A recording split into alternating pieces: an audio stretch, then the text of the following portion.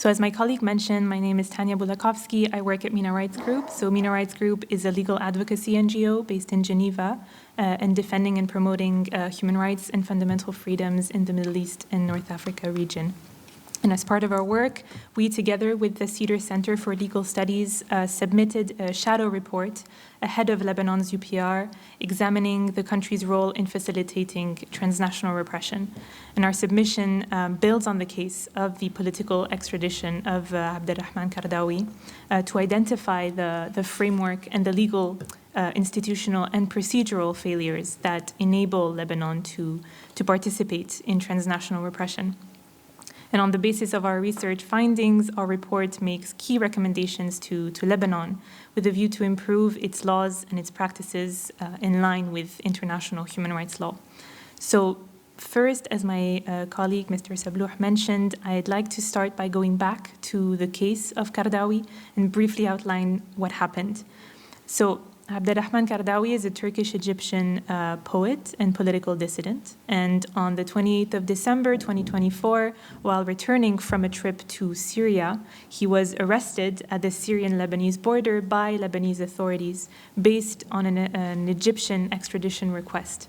And this is because Egypt had sentenced Qaradawi in absentia in 2017 for acts related to his freedom of expression in a case that was widely criticized as politically motivated and reported as part of a pattern of intimidation and harassment against him and his family.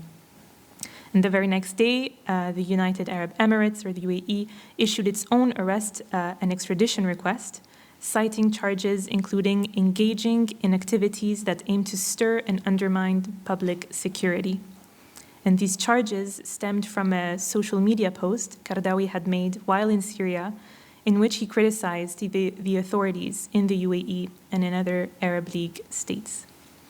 And so Qaradawi, as a result of these warrants, found himself detained in Lebanon and at imminent risk of extradition to Egypt or the UAE, two countries targeting him for his peaceful expression of his political opinions, and two countries in which he would face significant risks of torture, arbitrary detention, and enforced disappearance. And at that point, his case sparked major international attention, condemnation, and appeals by hundreds of NGOs and by UN human rights experts, all urging Lebanese authorities to refrain from extraditing Qaradawi.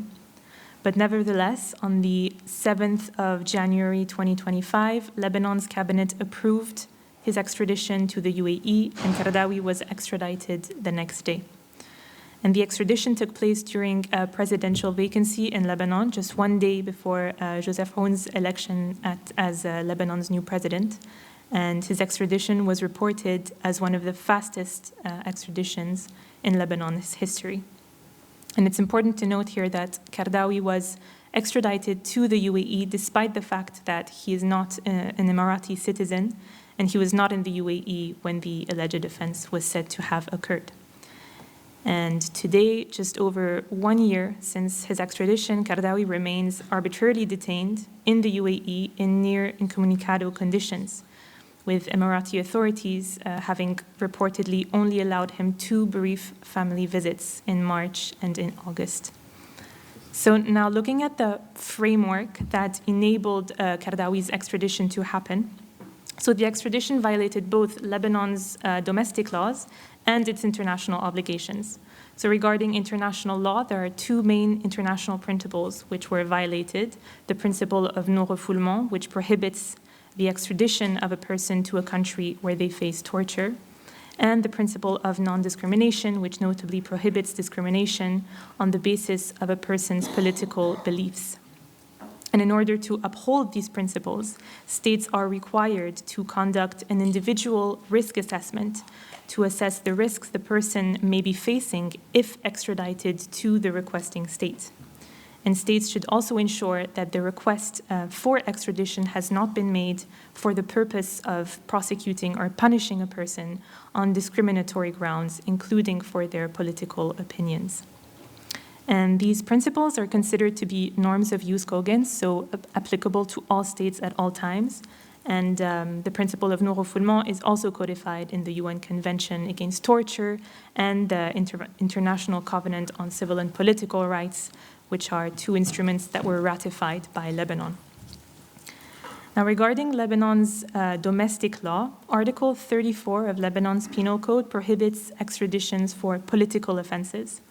And this prohibition is also enshrined in the 1983 Riyadh Arab Agreement for Judicial Cooperation, which is the main legal instrument governing extraditions in Arab League member states. Now, while such protections are enshrined in Lebanese law, there are also some fundamental flaws in Lebanon's legal framework which circumvent these protections and allow for cases of transnational repression, such as the case of Qaradawi, to occur. So regionally, the Riyadh Arab Agreement I mentioned does prohibit extradition for political offenses, but this prohibition has a long list of exceptions which allows extradition for lèse-majesté, or acts that are deemed as offensive to kings or heads of state. And similarly, at the domestic level, although the Lebanese Penal Code prohibits political extraditions, its Article 31 also permits extraditions for offenses that, quote, adversely affect the requesting state's security, end quote. And this is precisely the provision that was used by the Lebanese authorities to justify their extradition of Qaradawi. And the vagueness and imprecision of these exceptions create a legal loophole which can be weaponized by the Lebanese authorities to participate in acts of transnational repression and violate international law. And according to our continuous documentation of individual cases of human rights violations in the MENA region, we've really seen that such accusations of threats to security or similar accusations of terrorism are systematically and increasingly being abused by state authorities to target human rights activists, government critics, peaceful protesters, and NGOs.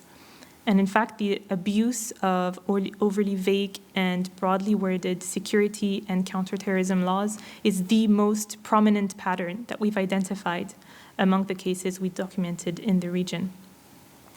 Now, a last and very important point that I'd like to make regarding the case of Qaradawi, which reflects a fundamental issue in Lebanon and in other countries of the region, is the Arab Interior Ministers Council, or AIMC. And the AIMC is often misleadingly referred to as the Arab Interpol, but it is a body of the Arab League which can circulate state-requested warrants to Arab League member states and facilitate the arrest and extraditions of wanted individuals. And in the case of Qaradawi, it was the AIMC that circulated the UAE's request for his arrest and extradition. And what is particularly concerning about the AIMC's practices is that there is no independent body which can review warrants' compliance with international human rights law or to filter abuses of its systems. In fact, the AIMC's basic laws make no reference to human rights standards whatsoever. And in practice, when people are arrested on the basis of an AIMC warrant and they are facing extradition, they are left completely powerless. It is not possible for them, their lawyer, or human rights organizations like us to access their criminal file or to challenge the warrant issued against them. And this is a central issue, as we've seen an increasing number of cases similar to the one of Qaradawi. As since 2022, MENA Rights Group has documented 9 individual cases of transnational repression within Arab League countries, all targeting peaceful dissidents, protesters, and religious minorities. So the various human rights issues that are stemming from the AIMC systems have been raised and highlighted by UN human rights bodies more than once, including in a communication issued by the UN Special Rapporteur on Human Rights and Counterterrorism that was addressed to the AIMC and the Arab League in 2023. But to this day, they have never received a response. So to wrap up, Qaradawi's case really sheds light on the structural flaws in Lebanon's framework, which allowed for his extradition to take place, and which puts other dissidents in Lebanon at a similar risk of transnational repression. So as states will be making their recommendations to Lebanon in a few hours in the context of the UPR, we really hope that they will reflect the recommendations in our report to ensure accountability for Qaradawi's case and for similar acts of transnational repression not to be repeated. And perhaps when we close this event, if there is time, I can share some of our recommendations to Lebanon for the country to end its role in transnational repression. Thank you.